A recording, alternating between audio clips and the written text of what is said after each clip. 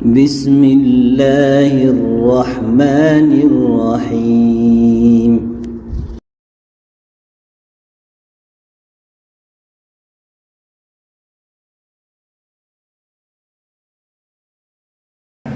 السلام عليكم ورحمة الله وبركاته. الحمد لله الذي أرسل رسوله بالهدى ودين الحق ليظهره على الدين كله وكفى بالله شهيدا. أشهد أن لا إله إلا الله وحده لا شريك له إقرارا به وتوحيدا، وأشهد أن محمدا عبده ورسوله صلى الله عليه وعلى آله وصحبه وسلم تسليما مزيدا. أما بعد. Alhamdulillah, segala puji dan puji syukur senantiasa kita panjatkan kepada Allah Subhanahu wa taala atas segala limpahan nikmat dan karunia yang Allah Subhanahu wa taala berikan kepada kita semua, yang di antaranya adalah nikmat keimanan dan nikmat kesempatan, di mana dengan dua kenikmatan tersebut Allah Subhanahu wa taala memberikan kemudahan bagi kita agar bisa berkumpul di suatu tempat, di suatu rumah di antara rumah-rumah Allah, yang tentunya besar harapan kita kepada Allah. Semoga Allah Subhanahu wa taala menjadikan setiap langkah yang kita tempuh untuk mendatangi masjid ini bernilai pahala dan bisa memberatkan timbangan kebaikan kita di hari kiamat kelak. Amin ya rabbal alamin. Salawat dan salam semoga tetap tercurahkan kepada junjungan Nabi besar kita baginda Muhammad sallallahu alaihi wasallam dan keluarganya, para sahabatnya, serta seluruh umat yang senantiasa mengikuti jejak beliau hingga akhir hayatnya. Jamaah sekalian yang dimuliakan Allah Subhanahu wa taala, tema kita pada kesempatan kali ini adalah tentang hari Asyura. Namun sebelum kita memulai, izinkan saya memberikan satu catatan penting, satu faedah penting yang pernah disinggung oleh salah seorang ulama besar di antara ulama yang merupakan sastrawan Arab. Dia pernah berkata tentang sebuah metode dalam mempelajari ilmu. Beliau bernama Muhammad bin Ibrahim, yang dikenal dengan Ibnu Nahas al-Halabi. Beliau meninggal pada tahun 698 Hijriah. Tepatnya beliau hidup di abad ke-7 Hijriah.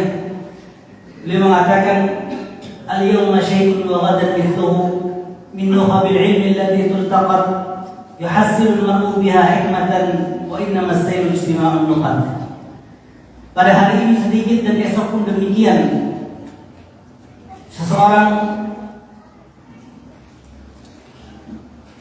pada hari ini sedikit dan esok pun demikian, dari catatan-catatan ilmu yang dapat dipetik, kelak seseorang akan mendapatkan ilmu yang bermanfaat sebagaimana genangan air merupakan hasil dari rintikan hujan. Oleh sebab itu, kajian kita kali ini akan kita bagi menjadi 3 titik besar. Titik yang pertama berkaitan dengan pengenalan terhadap hari Asyura. Dan dalam titik ini kita akan membahas 2 poin penting. Ada titik yang kedua berbicara tentang beberapa permasalahan seputar hukum terikat dengan hari Asyura. Adapun titik yang ketiga berisi tentang penutupan. Untuk mempersingkat waktu, langsung saja kita mulai pada titik yang pertama, yaitu pengenalan terhadap hari Asyura. Di sini ada 2 permasalahan penting atau 2 poin penting. Poin yang pertama, apa itu hari Asyura? Hari Asyura dinamakan dengan Asyura, ini adalah sebuah penamaan Islam. Karena nama Asyura dijelaskan dalam hadis Nabi sallallahu alaihi wasallam yang cukup banyak. Hari Asyura ini adalah sebuah hari yang terletak pada tanggal 10 Muharram. Oleh karenanya dinamakan dengan Asyura. Adapun hari Tasu'a adalah hari ke-9 dari bulan Muharram. Ini merupakan pendapat dari kalangan mayoritas para ulama yang dipilih oleh Imam Nawawi dalam kitab Al-Majmu'. dari Ibnu Qudamah dalam kitab Al-Mughni. Dalilnya apa? Dalilnya adalah sebuah perkataan dari Ibnu Abbas. Ibnu Abbas ma'ruf, beliau adalah salah seorang sahabat Nabi sallallahu alaihi wasallam yang merupakan pakar dalam bidang ilmu tafsir. Beliau pernah mengatakan, "Amar Rasulullah sallallahu alaihi wasallam bi shaumi yaumi Asyura al-ashir min al-Muharram." Sesungguhnya Rasulullah sallallahu alaihi wasallam pernah memerintahkan umatnya untuk berpuasa Asyura. Kemudian Ibnu Abbas memberikan penjelasan, yaitu Asyura adalah tanggal 10 Muharram. Hadis ini diriwayatkan oleh Imam Tirmidzi dan dinilai sahih oleh beliau. Ini poin yang pertama. Adapun poin yang kedua, ada apa dengan Asyura?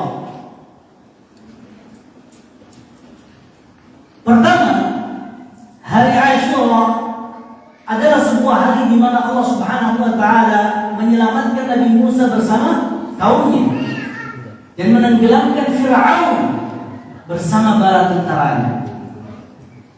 Oleh sebab itu, Nabi Musa alaihi salatu wassalam pada hari itu beliau berpuasa dalam rangka bersyukur kepada Allah Subhanahu wa taala atas kenikmatan yang Allah Subhanahu wa taala berikan, sebagaimana yang diriwayatkan dalam hadis yang sahih.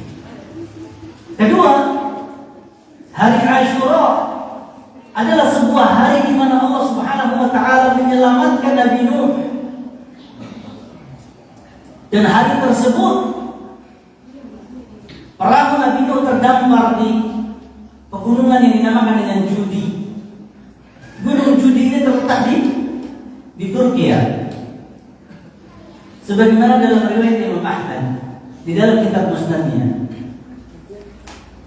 Setelah itu, yang ketiga, orang-orang jahiliyah dahulu ternyata mereka biasa berpuasa pada hari Asyura. Berdasarkan syariat siapa? Berdasarkan syariat Nabi Ibrahim alaihi salatu wassalam. Ini menunjukkan kepada kita bahwa hari Asyura atau puasa pada hari Asyura itu juga merupakan syariat atau bagian dari syariat Nabi Ibrahim alaihi salatu wassalam. Oleh sebab itu, orang-orang dari kalangan jahiliyah dahulu sebelum baginda Nabi sallallahu alaihi wasallam diutus, mereka biasa berpuasa pada hari tersebut.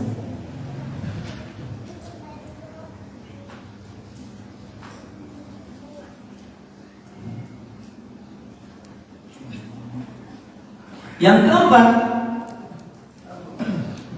baginda Nabi Muhammad sallallahu alaihi wasallam sebelum beliau berhijrah ke kota Madinah, beliau bertempat di mana? Bertempat di kota Makkah. Dan beliau juga dahulu berpuasa pada hari Asyura. Namun ketika beliau hijrah ke kota Madinah, beliau mendapati orang-orang Yahudi pada saat itu ternyata merayakan hari Asyura. Mereka mengagungkan hari tersebut dan menjadikannya sebagai hari raya. Kemudian Nabi Sallallahu Alaihi Wasallam bertanya kepada mereka tentang sebab hal tersebut. Kemudian mereka mengatakan, kita menjadikan hari ini sebagai hari raya karena Allah Subhanahu Wa Taala telah menyelamatkan Nabi Musa.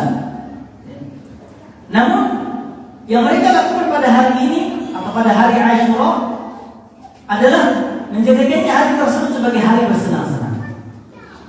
Setelah itu, Nabi Muhammad SAW ketika mengetahui sebabnya dari lisan mereka, beliau memerintahkan umat Islam untuk melakukan ibadah puasa. Dengan tujuan apa? Dengan tujuan menyelisihi orang-orang Yahudi dan Nasrani.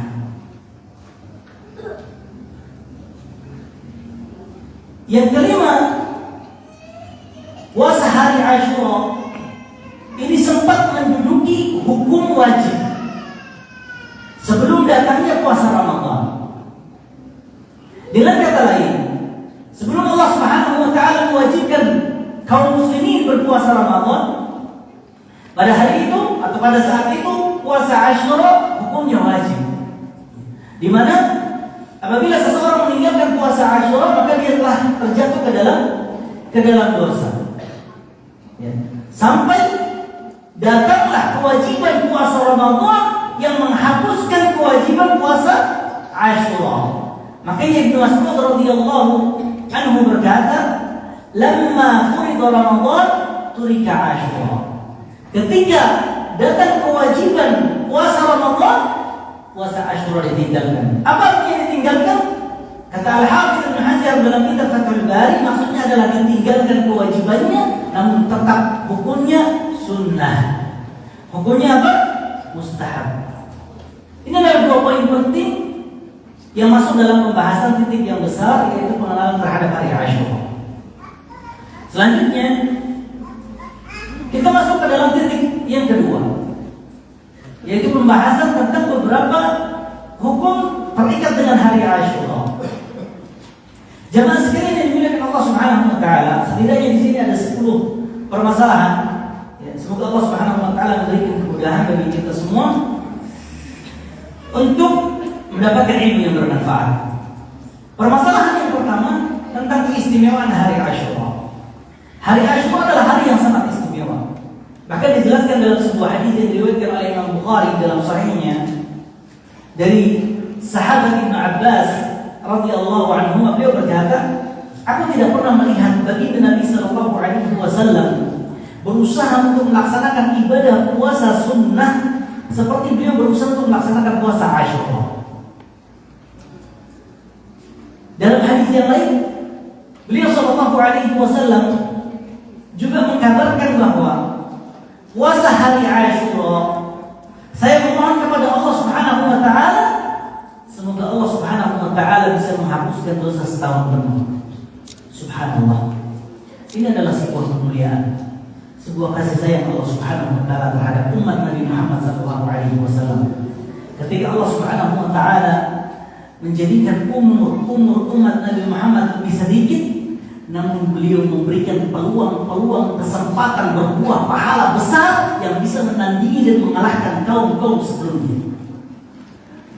Satu hari berpuasa, ganjarannya penghapusan dosa setahun penuh.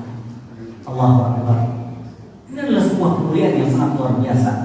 Semoga Allah Subhanahu wa taala memberikan kita taufik agar kita bisa berpuasa pada hari Asyura, yaitu besok insyaallah ya. Indonesia sama, misalnya juga besok insyaallah puasa Asyura. Dan kita juga mengajak keluarga kita untuk berpuasa pada hari tersebut, karena itu adalah hari yang sangat istimewa. Permasalahan yang kedua, dianjurkan juga bersamaan dengan puasa Asyura puasa Tasu'a, yaitu puasa pada tanggal 9 Muharram. Ya. Karena dahulu ketika Rasulullah sallallahu alaihi wasallam memerintahkan para sahabat untuk berpuasa Asyura, mereka berkata kepada Rasulullah, "Wahai Rasulullah, sesungguhnya hari tersebut adalah sebuah hari yang diagungkan oleh orang-orang Yahudi dan Nasrani." Kemudian beliau berpesan, "Kalau seandainya aku masih diberikan kesempatan hidup pada tahun esok, niscaya aku akan berpuasa pada tanggal 9-nya." Maksudnya adalah tanggal 9 Muharram. Ya. Artinya beliau sallallahu alaihi wasallam meniatkan untuk berpuasa pada tanggal 9 Muharram bersamaan pada tanggal 10 Muharram. Ya. Dengan tujuan apa? Nanti kita akan jelaskan. Dari hadis ini, para ulama, hadis tersebut adalah diriwayatkan oleh Imam Muslim dalam kitab Sahihnya. Dari hadis ini, para ulama mengambil sebuah kesimpulan hukum tentang anjuran puasa pada tanggal 9 Muharram. Dan ini merupakan pendapat mayoritas para ulama, di antaranya adalah Imam Syafi'i rahimahullah taala. Kenapa dianjurkan pada puasa tanggal 9? Karena Rasulullah SAW telah meniatkan untuk berpuasa pada hari tersebut, meskipun beliau belum sempat melaksanakannya karena ajal beliau telah dicabut oleh Allah Subhanahu wa taala sebelum datang hari tersebut.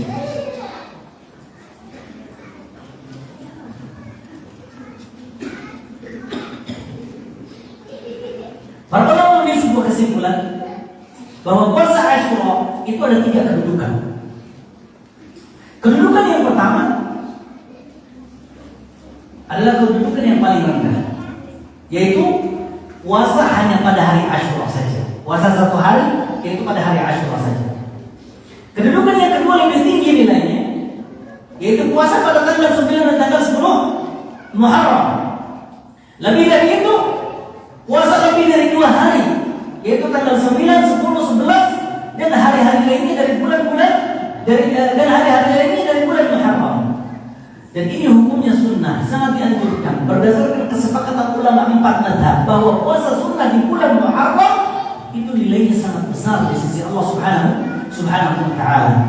Berdasarkan sabda Nabi sallallahu alaihi wasallam, sesungguhnya ibadah puasa sunnah di bulan Muharram pahalanya jauh lebih besar ya dibandingkan puasa-puasa pada hari-hari lainnya setelah bulan puasa Ramadan. Permasalahan yang ketiga, hikmah dibalik pensyariatan puasa pada tanggal 9 Muharram. Tentunya di sini banyak ya hikmah yang dikemukakan oleh para ulama. Namun yang rajih Allah Taala alam bahwa hikmah kenapa Rasulullah Sallallahu Alaihi Wasallam memerintahkan umatnya selain puasa Asyura juga harus diikuti dengan puasa pada tanggal 9 Muharram adalah dengan tujuan untuk menyelisihi orang-orang Yahudi, dengan tujuan untuk menyelisihi orang-orang Yahudi dan Nasrani. Hikmah ini yang dipilih oleh Syekhul Islam Ibnu Taimiyah rahimahullah taala dalam kitab Al-Fatawa Al-Kubra dan juga Al-Hafidz Ibnu Hajar dalam kitab Fathul Bari. Jadi kalau kita ditanya, kenapa kita harus puasa pada tanggal 9-nya? Padahal nilai puasa yang dapat menghapuskan dosa setahun penuh adalah pada tanggal 10 Muharram. Tujuannya adalah untuk menyelisihi orang-orang Yahudi dan Nasrani. Untuk menyelisihi orang-orang Yahudi dan Nasrani. Jadi inilah salah satu tujuan di antara tujuan-tujuan syariat Islam.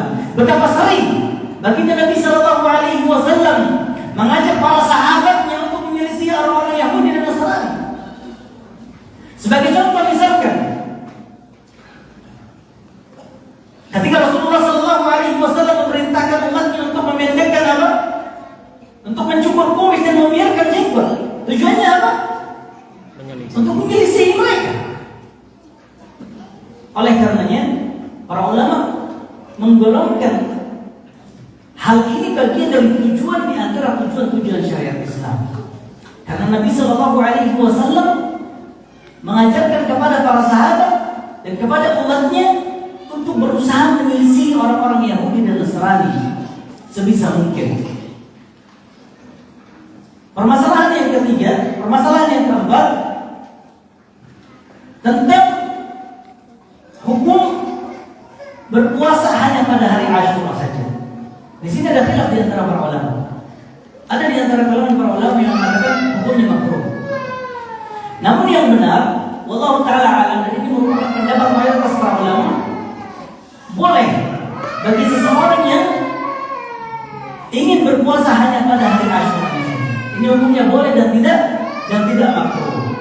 Pendapat ini dipilih oleh Syekhul Islam Ibnu Taimiyah rahimahullah, Syekh Ibnu Baz dan Syekh Utsaimin rahimahullah. Ya. Meskipun yang lebih afdal di sisi Allah adalah ketika seseorang menggabungkan antara puasa Asyura dengan puasa pada tanggal 9 Muharram, atau menggabungkan puasa Asyura dengan puasa pada tanggal 11 Muharram. Ya. Permasalahan yang kelima,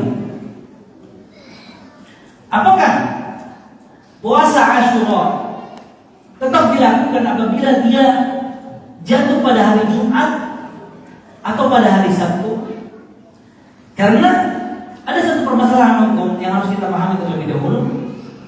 Para ulama menilai bahwa mengkhususkan puasa pada hari Jumat saja dan mengkhususkan puasa pada hari Sabtu saja ini hukumnya makruh bil ittifaq, berdasarkan kesepakatan para ulama. Yang jadi permasalahan, apabila puasa Asyura ternyata jatuh pada hari Jumat atau hari Sabtu, ini hukumnya apa? Makruh atau tidak makruh? Hah? Saya bisa jawab. Untuk mana masalahnya? Para ulama sepakat bahwa seseorang yang mengkhususkan puasa pada hari Jumat saja dan pada hari Sabtu saja itu hukumnya makruh. Lalu bagaimana jika puasa Asyura terjatuh pada hari Jumat dan hari Sabtu? Insya Allah kita nggak masuk dalam pembahasan ini karena kita puasa Asyura pada hari Kamis. Tapi kalau seandainya terjadi hal itu, apakah kita tetap puasa Asyura? Atau kita dimakruhkan puasa Asyura?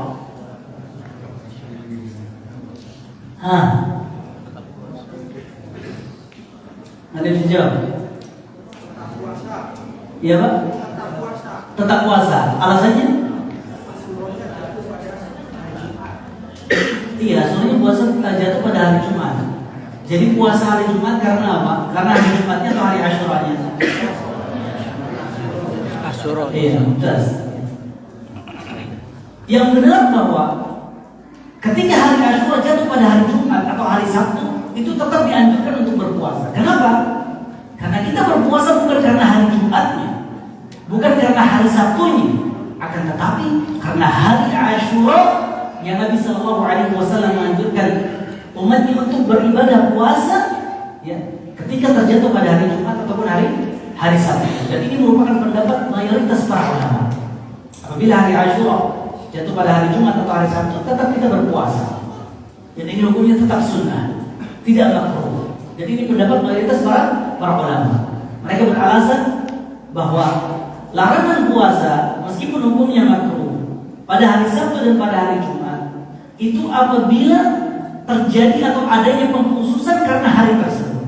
Tapi kalau kita berpuasa pada hari Jumat atau hari Asyura karena sunnahnya ibadah puasa lain, seperti puasa Arafah atau misalkan puasa Asyura atau misalkan puasa Tasu'a, itu berarti tidak makruh. Ya, karena kita tidak bermaksud untuk mengkhususkan hari Jumat dan hari Sabtu sebagai hari yang kita melakukan ibadah puasa di dalamnya.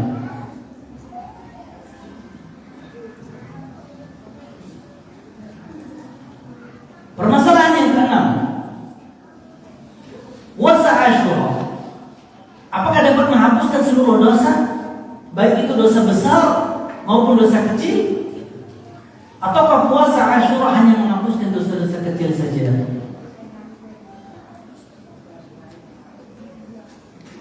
Di sini mayoritas para ulama berpendapat bahwa amalan-amalan saleh tanpa terkecuali di antaranya adalah puasa Asyura, itu pada dasarnya menghapuskan dosa-dosa kecil. Pada dasarnya menghapuskan dosa-dosa kecil. Adapun dosa-dosa besar itu tidak bisa diampuni dengan puasa Asyura. Dosa-dosa besar yang jelas bisa diampuni dengan bertaubat kepada Allah Subhanahu wa ta'ala. Para ulama berpandangan hal demikian berdalil dengan banyak hadis. Di antaranya adalah sabda Nabi Shallallahu Alaihi Wasallam yang mengatakan bahwa salat 5 waktu dan ibadah hari Jumat pada hari Jumat sampai hari Jumat lainnya dan Ramadan dari Ramadan ke Ramadan lainnya itu dapat menghapuskan dosa selama menjauhkan dosa-dosa besar. Dengan kata lain, amalan-amalan saleh hanya bisa menghapuskan dosa-dosa kecil. Sebetulnya teman-teman sekalian yang dimuliakan Allah, dari hadis ini ada beberapa poin yang perlu untuk kita catat. Pembagian dosa menjadi 2 bagian, dosa besar dan dosa kecil. Ini merupakan permasalahan ijma. Merupakan permasalahan yang telah disepakati oleh para ulama. Di antara yang menukil ijma adalah Imam Ibnu Qayyim rahimahullah taala dalam kitab Madarijus Salikin. Jadi dosa terbagi menjadi 2. Ada dosa besar, ada dosa kecil. Apa definisi dari dosa besar? Kapan sebuah dosa dinilai dengan dosa besar? Para ulama menjelaskan sebuah dosa dinilai dosa besar apabila terdapat sanksi dalam syariat yang mengikat dosa tersebut, atau ada ancaman khusus terhadap dosa tersebut, seperti dosa zina, Ada sanksinya dalam syariat, ada sanksinya dalam syariat. Ya. Maka zina termasuk dari dosa besar. Begitu juga minum khamr, ada sanksinya dalam syariat, ada sanksinya dalam syariat. Ya. Ada sebuah kitab yang dinamakan dengan kitab Al-Kabair Ditulis oleh Imam Az-Zahabi rahimahullah taala, beliau menyebutkan di situ ada 70 dosa besar. Ada 70 dosa besar. Di antaranya adalah meninggalkan salat fardu. Meninggalkan salat fardu ini termasuk dari dosa-dosa besar yang banyak dilelehkan oleh sebagian besar dari kalangan kaum muslimin. Tidak jarang ini kita melihat beberapa saudara kita di antara kaum muslimin, mereka tidak lagi salat. Bukan karena mereka haid, karena mereka lelaki. Akan tetapi karena mereka sudah tidak peduli lagi dengan syariat salat. Padahal Nabi Muhammad SAW tidak pernah meninggalkan salat. Bahkan kewajiban salat tidak gugur hanya karena sakit. Kewajiban salat tetap berlaku sampai akal kita hilang dari tempatnya. Ketika seseorang masih berakal, meskipun dia sakit, tetap wajib untuk melaksanakan salat. Meskipun dia sedang berada di dalam rumah sakit, sesuai dengan kondisinya, sesuai dengan tata cara yang dijelaskan oleh para ulama. Ada pun contoh di antara dosa-dosa kecil. Contohnya adalah mendengar atau melihat kepada sesuatu hal yang haram.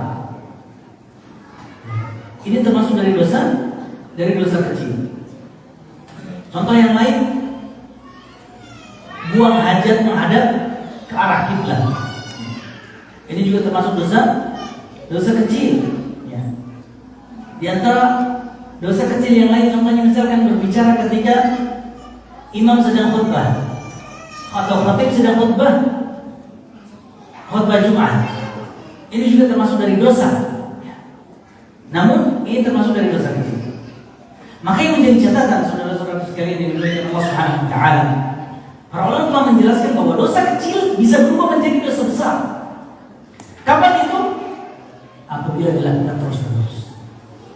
Dosa-dosa kecil apabila dilakukan terus-menerus akan menjadi besar. Orang yang selalu melihat kepada sesuatu hal yang haram atau mendengarkan sesuatu hal yang haram, meskipun itu dosa kecil, apabila dilakukan secara kontinu terus-menerus maka akan menjadi besar. Dan dosa kecil bisa menjadi besar apabila seseorang meremehkan dosa tersebut. Ketika seseorang menganggap sebuah dosa sebagai dosa kecil, kemudian dia meremehkannya, maka dosa tersebut secara otomatis akan berubah menjadi besar. Karena yang menjadi permasalahan bukan dosa yang dia lakukan, tapi kepada siapa dia berbuat dosa, yaitu kepada Allah Azza wa Jalla yang Maha Agung. Di antara hal lain yang menjadikan dosa kecil menjadi dosa besar adalah berbangga, senang ketika melakukan dosa tersebut. Ini juga termasuk salah satu hal yang menjadikan dosa kecil menjadi dosa besar. Ketika seseorang melakukan dosa, kemudian dia senang melakukannya, dia bahagia, dia bangga, maka dosa tersebut secara otomatis akan menjadi besar, yang tidak mungkin diampuni kecuali dengan bertobat kepada Allah Subhanahu wa taala. Di antara hal yang lain yang menjadikan dosa kecil menjadi besar adalah memamerkan dosa tersebut di halayak, di banyak orang. Misalkan, sebagai contoh, ketika seseorang berpacaran, kemudian dia mengambil video atau mengambil foto, dan fotonya tersebut diupload misalkan di media sosial, di Facebook, di story WhatsApp, di Instagram, misalkan, ini akan menjadi besar. Ini akan menjadi dosa besar. Maka kriteria tadi yang telah dijelaskan oleh para ulama dicatat baik-baik. Jangan sampai seseorang meremehkan dosa kecil, ternyata dosa yang telah dia lakukan adalah dosa besar.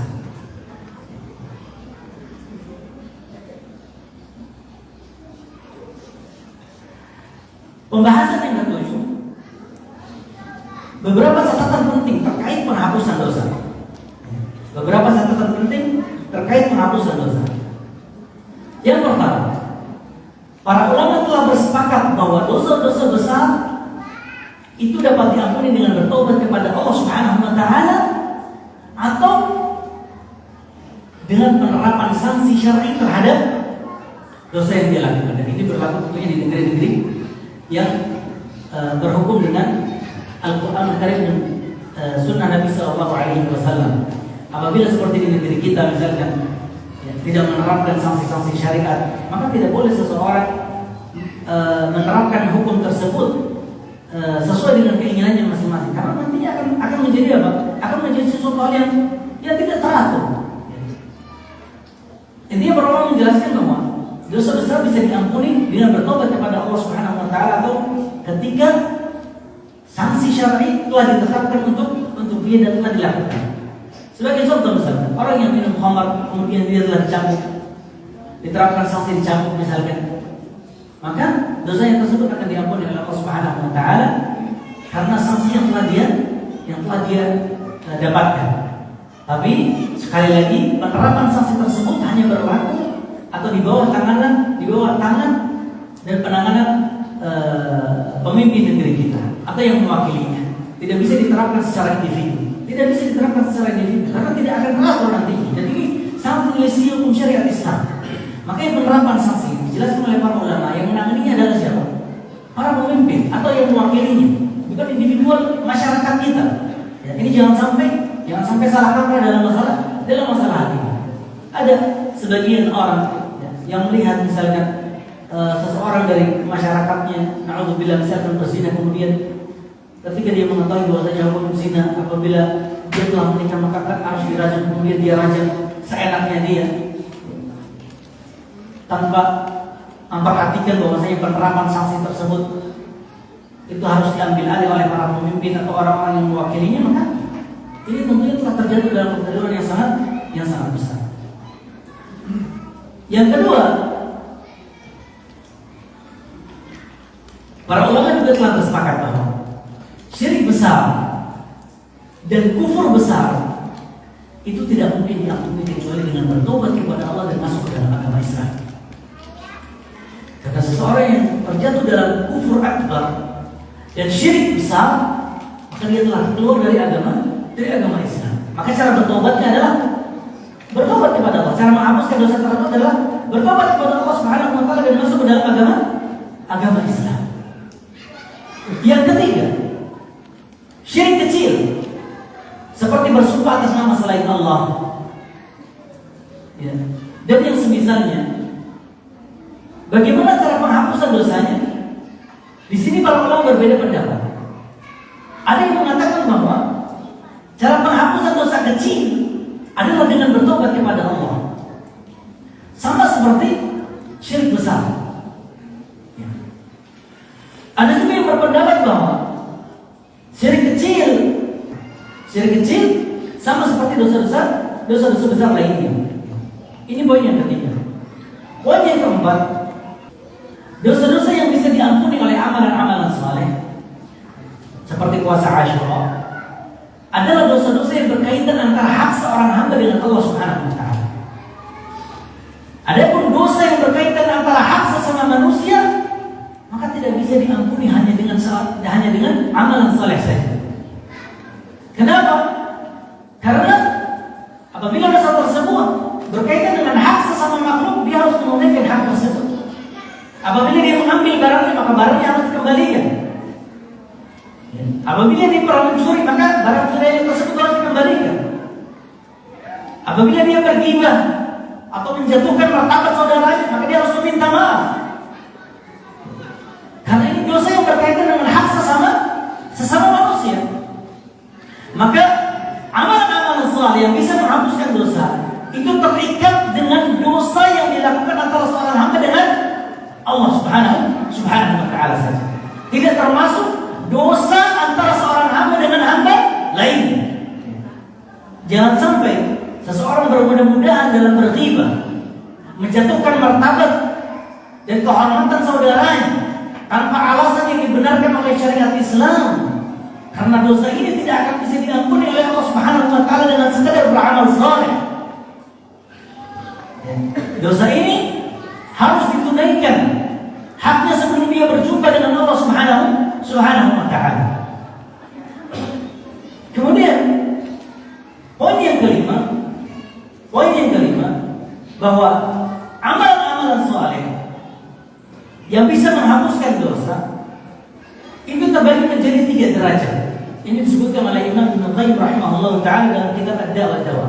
Ini sangat penting sekali.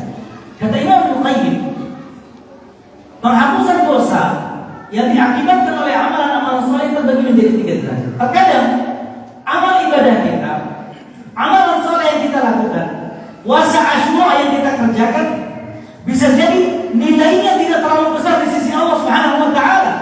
Karena apa? Kosong dari nilai-nilai keikhlasan. Maka pahalanya tidak bisa menghapuskan dosa kecil, apalagi dosa besar. Ada orang lain yang mengamalkan puasa Asyura atau amalan-amalan saleh, namun kualitasnya ternyata berbeda, bisa menghapuskan dosa kecil, maka amalan tersebut akan menghapuskan dosa-dosa kecil yang dia lakukan. Ini adalah derajat yang kedua. Derajat yang ketiga, sebagian orang ketika melakukan amalan saleh ternyata sangat berkualitas, sangat besar nilainya di sisi Allah Subhanahu wa taala. Betul-betul ikhlas, memperhatikan syarat ketentuan amal ibadah diterima di sisi Allah Subhanahu wa taala. Seseorang ketika beramal saleh merasa diawasi oleh Allah Subhanahu wa taala, maka kualitas ibadahnya tidak hanya bisa menghapuskan dosa kecil, boleh jadi akan menghapuskan dosa besar. Ini yang perlu kita perhatikan. Puasa Asyura yang dilakukan oleh kaum muslimin itu tidak satu barisan, tidak satu kualitas, berbeda-beda pelakunya, berbeda-beda orang yang mengamalkannya. Ada yang berkualitas besar, maka bisa menghapuskan dosa besar. Ada yang kualitasnya biasa, karena dia berpuasa sambil bermaksiat kepada Allah Subhanahu wa taala. Karena berpuasa, tapi dia tidak merasa diawasi oleh Allah Subhanahu wa taala. Karena ketika dia berpuasa, dia tidak mengikhlaskan niatnya semata-mata karena Allah Subhanahu wa taala. Banyak melakukan hal yang sia-sia. Maka boleh jadi ini tidak akan bisa menghapuskan dosa-dosa kecil.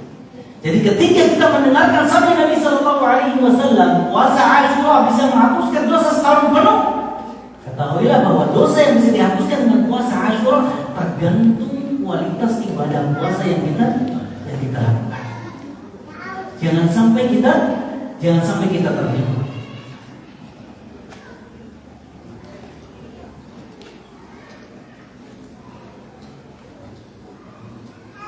Jangan sampai kita tertipu. Jadi ini yang kita bahas pada pembahasan yang ke-8. Jangan sampai seseorang tertipu dengan ganjaran puasa pada hari Asyura. Kenapa demikian? Karena puasa Asyura yang bisa menghapuskan dosa adalah puasa Asyura yang diterima di sisi Allah Subhanahu wa taala. Ada puasa yang tidak diterima di sisi Allah Subhanahu wa taala, bagaimana bisa menghapuskan dosa? Kita hanya bisa berharap kepada Allah Subhanahu wa taala. Makanya ada dalam sebuah hadis Nabi sallallahu alaihi wasallam, di dalam riwayat Imam Bukhari dan Imam Muslim dikatakan, ketika Rasulullah SAW menjelaskan tentang siapa yang berwudu seperti wuduku, kemudian dia mendatangi masjid dan melakukan sholat 2 rakaat, kemudian dia duduk, niscaya Allah Subhanahu wa taala akan mengampuni seluruh dosa-dosanya. Kemudian di akhir hadis ini Rasulullah SAW mengatakan, wala taghtar, dan janganlah kalian tertipu. Apa kata para ulama?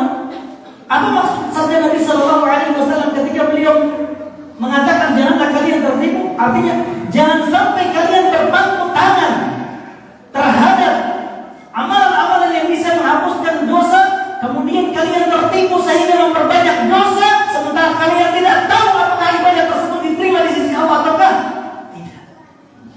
Karena sebagian orang ketika mendengarkan hadis-hadis yang bersifat harapan bahwasanya dosa tersebut bisa diampuni oleh Allah Subhanahu wa taala, kemudian seenaknya dia melakukan dosa dengan alasan dosanya akan dihapuskan dengan puasa Asyura, dosanya akan dihapuskan dengan puasa Arafah. Dia tidak peduli, terus berdosa kepada Allah Subhanahu wa taala. Dan ini sudah diperingatkan oleh baginda Nabi sallallahu alaihi wasallam, wala taghtaru, janganlah kalian tertipu sehingga kalian memperbanyak dosa, kemudian kalian berpangku tangan dengan ibadah-ibadah tersebut. Kenapa? Karena kalian tidak tahu ibadah kalian diterima di sisi Allah Subhanahu wa taala ataukah tidak, sehingga bisa menghapuskan dosa. Ini adalah catatan penting.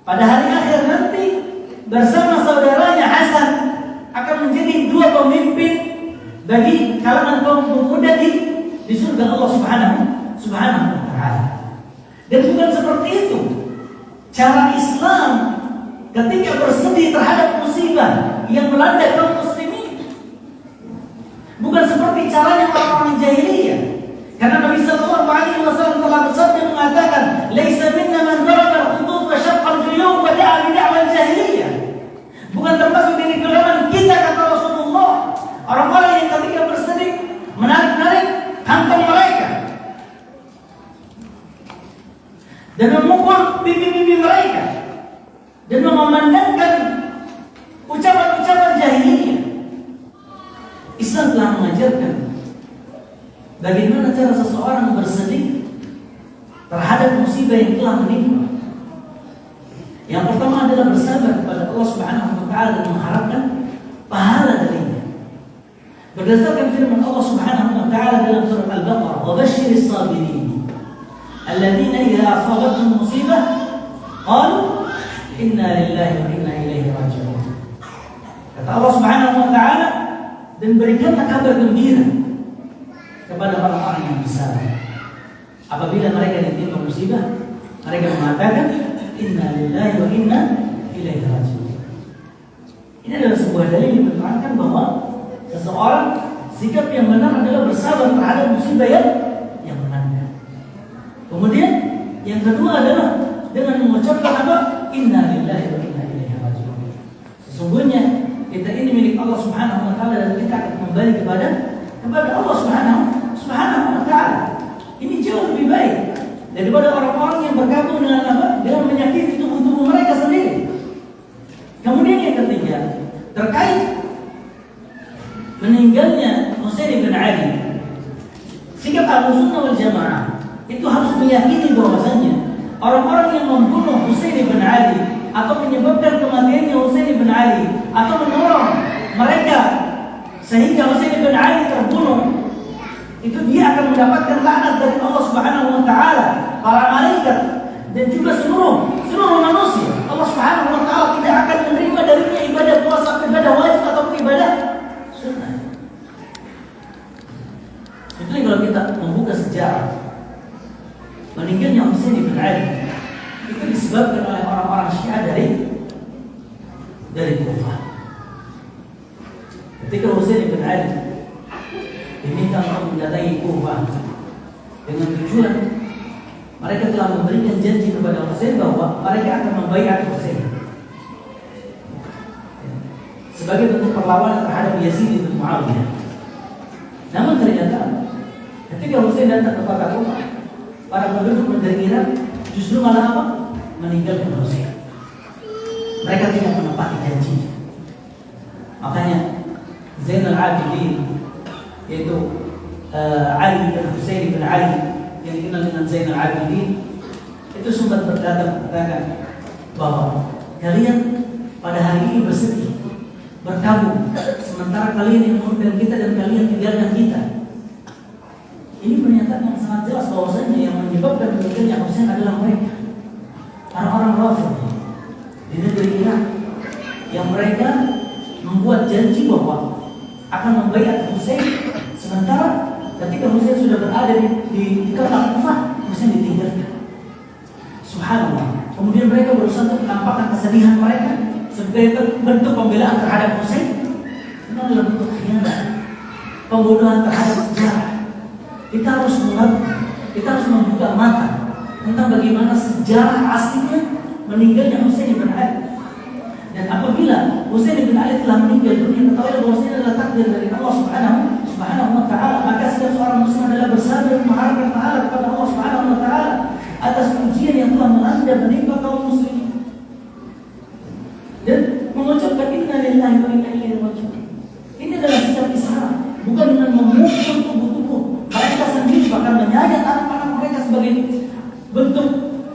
Ini adalah sebuah kezaliman yang jelas mereka akan dipertanggungjawabkan di hadapan Allah Subhanahu wa taala. Kemudian kalau kita perhatikan di dalam dunia sejarah yang meninggal karena terbunuh dari sahabat Nabi sallallahu alaihi wasallam bukan hanya Husain. Utsman bin Affan meninggal karena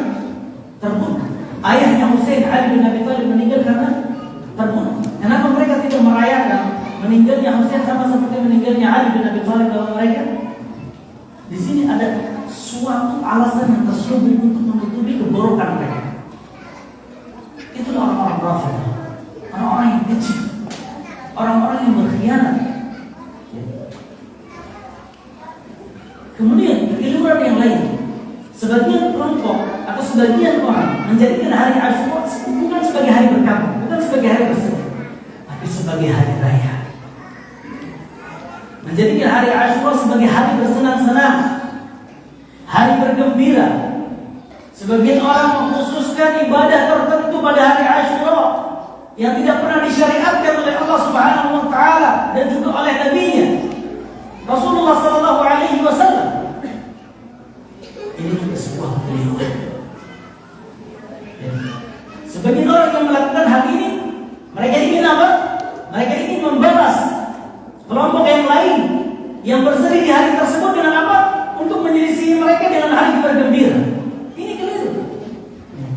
Mereka mengatakan bahwa kenapa kita bergembira berhari raya pada hari ini untuk menyelisih mereka orang-orang yang bersedih. Seakan-akan mereka ingin membalas kesalahan tersebut dengan sebuah kesalahan, ingin membersihkan najis dengan najis. Apakah bisa suci? Najis apabila dibersihkan dengan air najis, apakah bisa suci? Tidak akan bisa suci. Makanya adalah dua kekeliruan yang banyak dilakukan di hari Asyura. Lalu bagaimana sikap ahli sunnah wal jamaah? Sikap ahli sunnah wal jamaah ketika hari Asyura adalah berpuasa pada hari Asyura.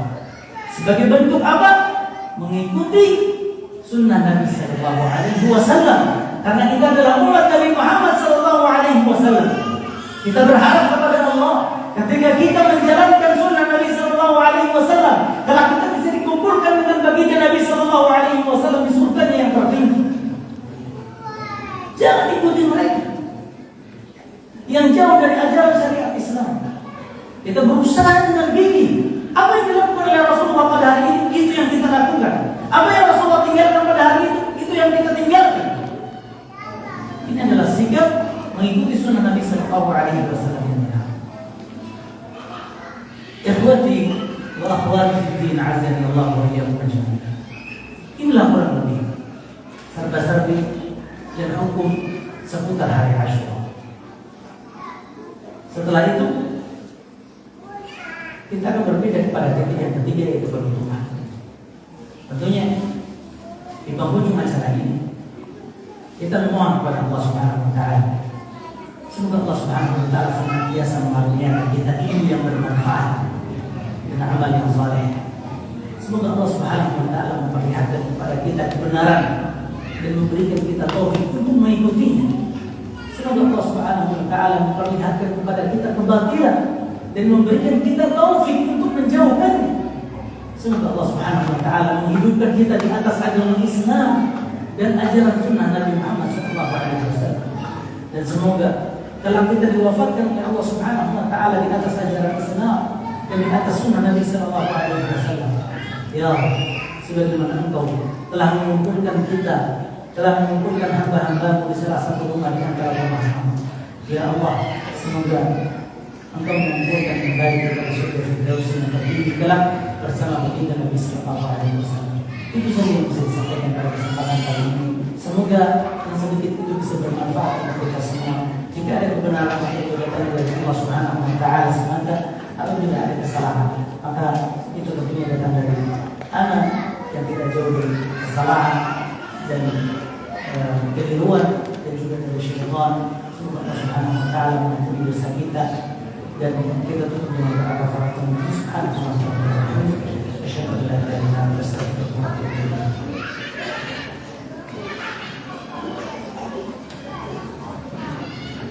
إنا خلقنا الإنسان من نطفة أمشاج نبتليه فجعلناه سميعا بصيرا إنا هديناه السبيل إما شاكرا وإما كفورا